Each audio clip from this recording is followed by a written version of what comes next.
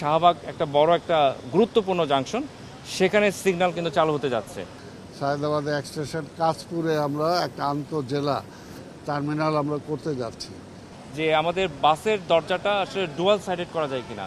না, নির্দেশনা হলো যত তার দ্রুত সম্ভব আমাদেরকে অন্তত সায়দাবাদ বাস টার্মিনাল, যেটাকে আমাদের এটার মধ্যে যেহেতু এর আগে আপনারা জানেন যে ঈদের আগে পরিবহন মালিক শ্রমিকরা একটা সময় নিয়েছিল আগামী 15 তারিখ পর্যন্ত জুলাই। এই 15 তারিখের মধ্যে যাতে এটা একটা ডিসিপ্লিনে আমরা আনতে পারি, এর মধ্যে যাতে সায়দাবাদ টার্মিনালে যদি কোথাও কোনো কাজ বাকি থাকে সেগুলো যাতে আমরা ঠিক করে ফেলি। এর মধ্যে আরেকটা যেটা এক্সটেনশন হয়েছে যে সায়দাবাদে এক্সটেনশন কাজপুরে আমরা একটা আন্তঃজেলা টার্মিনাল আমরা করতে যাচ্ছি, এবং ওইটাও উনি নির্দেশ দিয়েছেন যত দ্রুত সম্ভব সেটা করে যাতে এখানকার থেকে লোডটা কমানো যায়। ইন্টার ডিস্ট্রিক্ট যে সমস্ত বাসগুলো আসবে সেগুলো যাতে কাজপুরে তারা ল্যান্ড করতে পারে, ওইখান থেকে যাতে সিটি সার্ভিসের মাধ্যমে আসতে পারে। আরেকটা আমাদের গুলিস্তানের এই টার্মিনালটাকেও সরানোর জন্য আমাদের ডিসিশন হয়েছে, এইখান থেকেও যাতে আমরা এটা ওই কেন্দ্রীয় কারাগারের এখানে বাগৈর একটা জায়গা, সেই জায়গাটার ব্যাপারে উনি আন্তঃমন্ত্রণালয় মিটিংয়ের নির্দেশ দিয়েছেন যে সেটাও যত দ্রুত সম্ভব সেটাও যাতে আমরা ওইখানে ব্যবস্থা করতে পারি সেই ব্যাপারে তিনি নির্দেশ দিয়েছেন। আর অন্যান্য যে সমস্ত হকারদের ব্যাপারে চলমান যেটা আছে সেগুলো অতি দ্রুত কার্যকর করার জন্য নির্দেশ দিয়েছেন। না, দ্রুত যেগুলো যতটুকু আমরা একটা শৃঙ্খলার মধ্যে নিয়ে আসতে পারি, শৃঙ্খলায় নিয়ে আসা, অর্থাৎ এখানে কাউকে উচ্ছেদও আমরা করলাম না, আবার পুরোপুরি একের বিশৃঙ্খল অবস্থাও ছেড়ে দিলাম না। এগুলোকে আলাপ আলোচনার মাধ্যমে কত দ্রুত একটা শৃঙ্খলার মধ্যে নিয়ে আসা যায়। যেহেতু মাঝখানে ঈদ গিয়েছিল, ঈদের কারণে আমরা অনেকটা মানে ঢিলা তাহলে আমরা চলেছি, কিন্তু এখন যেহেতু ঈদ চলে গেছে এখন এটা ব্যবস্থাপনাটা যাতে ঠিকঠাক মতো আনতে পারি সেটা উনি নির্দেশ দিয়েছেন। একই বিষয়টা হলো রাস্তায় যানজট যাতে না থাকে সেটাকে শৃঙ্খলার মধ্যে ফিরিয়ে আনতে কি করণীয়। এর আগেও ঈদের আগে একইভাবে বৈঠক হয়েছিল, সেটার আপডেট জানতে চেয়েছেন।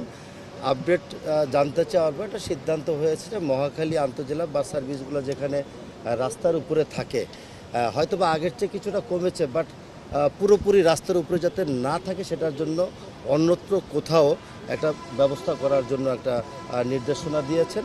সেটা আলাপ আলোচনার ভিত্তিতে হয়তোবা পূর্বাঞ্চলের দিকে আন্তঃজেলা বাস যেখানে খালি জায়গাগুলো আছে এরকম একটা মোটামুটি প্রাথমিক সিদ্ধান্ত হয়েছে।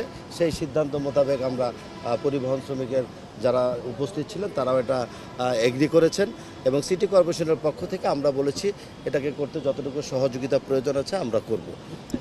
মাননীয় প্রধানমন্ত্রী যেভাবে এটার পিছনে শ্রম এবং সময় দিচ্ছে, এটা একটা আসলে অনন্য দৃষ্টান্ত। ঢাকা শহরে যে ফুটপাত ব্যবস্থাপনা এবং হকার ব্যবস্থাপনা, এখানে আসলে একটা পরিবর্তন আনতেই হবে। সেখানে চলমান যে আপনি দেখেছেন কিছু কিছু জায়গায় হকার উচ্ছেদ হয়েছে, আবার কিছু জায়গায় আমরা দেখেছি যে তারা পুনরায় বসে পড়েছে। তাহলে বিকল্প কি হবে সেটা নিয়ে যেমন ভাবা হচ্ছে, একই সাথে যেহেতু আমাদের ফুটপাতগুলো তো আসলে পথচারীর জন্য, তাহলে এটাকে কিভাবে সুগম রাখা যায় এবং যারা হকার আছে তাদের বিকল্প কী করা যায় সেটা নিয়েও কিন্তু আমরা ভাবছি। পাশাপাশি আমাদের পাবলিক ট্রান্সপোর্টকে কিন্তু ব্যাপক উনি গুরুত্বপূর্ণ দিচ্ছেন। আপনি জানেন যে আমাদের বাস র্যাপিড ট্রানজিট যেটা আমরা বলি গাজীপুর থেকে আশুলিয়া, সেখানে এক সময় কথা উঠেছিল যে এটা অনেকটা অ্যাবান্ডন ঘোষণা করা হবে, কিন্তু মাননীয় প্রধানমন্ত্রী কিন্তু আমি মনে করি উনি যথার্থই ভাবছেন যে যেহেতু এখানে একটা বড় বিনিয়োগ হয়ে গেছে, প্রায় 3000 কোটি টাকার মতন ইতিমধ্যে বিনিয়োগ হয়ে গেছে, এবং উন্নয়ন যন্ত্রণা এবং ভোগান্তি বিশেষ করে আশুলিয়া, গাজীপুর বা আমাদের উত্তরার যারা বাসিন্দা আছে, এই যে 12 বছর যে ভোগান্তিটা হলো, তারপরে এই প্রজেক্টটিকে যদি আমরা অ্যাবান্ডন ঘোষণা করি তাহলে এটা আসলে একটা ব্যাড এক্সাম্পল হিসাবে কিন্তু থেকে যাবে। তো সেই হিসাবে এটাকে কিভাবে একটা ইমপ্রুভ পাবলিক ট্রান্সপোর্ট করিডোর হিসেবে ব্যবহার করা যায় এবং যে বিনিয়োগটা হয়ে গেছে এটা সর্বোচ্চ ব্যবহার কীভাবে করা যায়, এটার জন্য মাননীয় প্রধানমন্ত্রী 3 জন বিশেষজ্ঞকে ডেকেছেন যারা গণপরিবহন নিয়ে কাজ করে, উনি শুনেছেন, এবং আমার ধারণা এটা পরবর্তীতে ক্যাবিনেট মিনিস্ট্রিতে এটাতে আরও ব্যাপকভাবে আলোচনা হবে।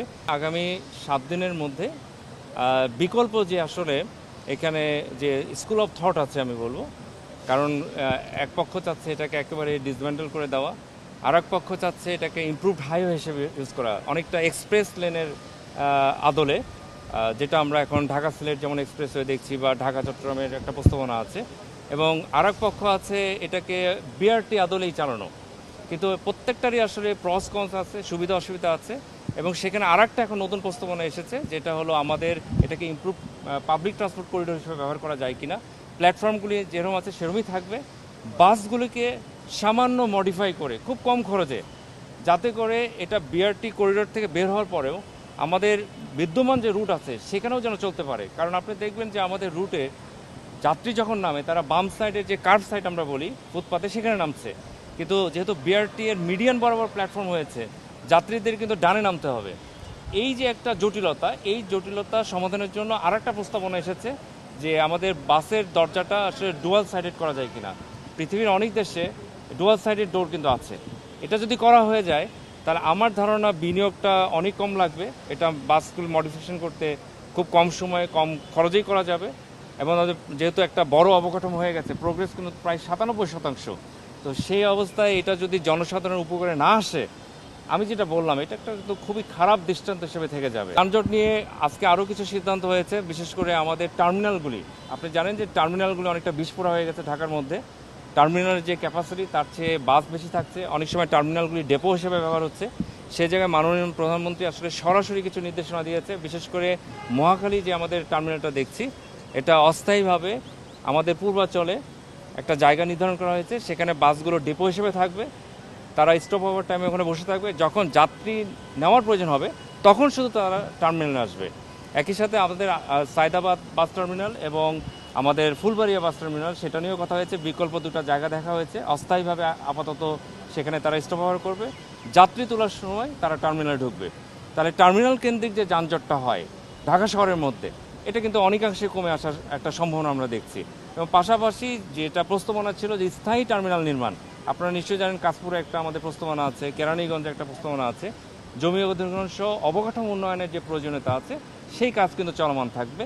তবে অস্থায়ী ভিত্তিতে আমরা আপাতত এদেরকে একটা জায়গা দিতে চাচ্ছি যাতে করে টার্মিনালগুলি টিপু না হয়ে যায়।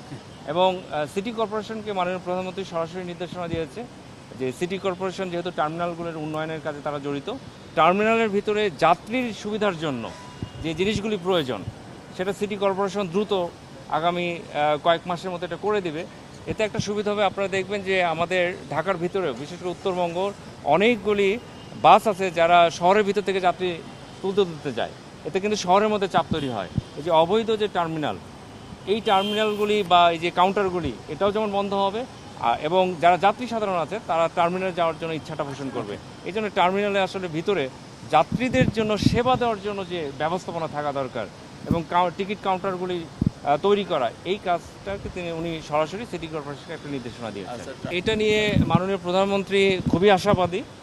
আপনারা নিশ্চয়ই দেখেছেন ইতিমধ্যে ঢাকা শহরে প্রায় 12টি ট্রাফিক সিগন্যাল ডিজিটাল চলছে, এবং আগামী সপ্তাহের মধ্যে আমার ধারণা ওনার নির্দেশনা অনুযায়ী শাহবাগ একটা বড় একটা গুরুত্বপূর্ণ জাংশন, সেখানে সিগন্যাল কিন্তু চালু হতে যাচ্ছে। এবং মাননীয় প্রধানমন্ত্রী গত আমাদের বৈঠকে তার কিছু নির্দেশনা ছিল যে আসলে সিগন্যালগুলিকে প্রোগ্রেসিভ করতে হবে। সে আদালতে আসলে বুয়েট যেহেতু এখানে কাজ করছে, প্রযুক্তিগত কিন্তু পরিবর্তন এসেছে, এবং সেই পরিবর্তন নিয়েই সিগন্যালটা কিন্তু শাহবাগে চালু হবে।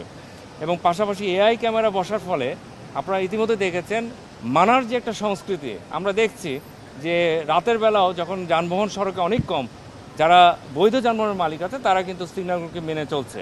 তো সে জায়গায় আরেকটা কথা এসেছে, বিশেষ করে যারা অবৈধ যানবাহন বা লাইসেন্স প্লেট যাদের নাই তাদের নিয়ে করণীয় কি, এটা নিয়ে আলোচনা হয়েছে, যদিও সরাসরি কোনো সিদ্ধান্ত এখন আসেনি, হয়তো বা সামনের বৈঠক